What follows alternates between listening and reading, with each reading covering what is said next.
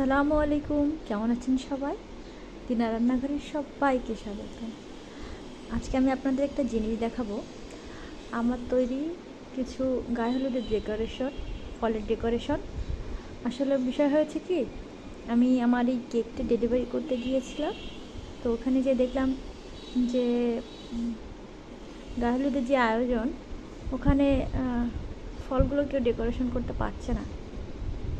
তো আমার হাতে একটু সময় ছিল, এই জন্য আমি এই 1-1.5 ঘন্টায় তাদের জন্য এটা ডেকোরেশন করে দিয়ে আসছি। জানি না কেমন হয়েছে, তবে ওটুকু সময় যেটুকু পেরেছি আমি এই ফলগুলো সব ডেকোরেশন করে দিয়ে আসছি। আপনারা সবাই বলুন তো কেমন হয়েছে এই শর্ট টাইমে।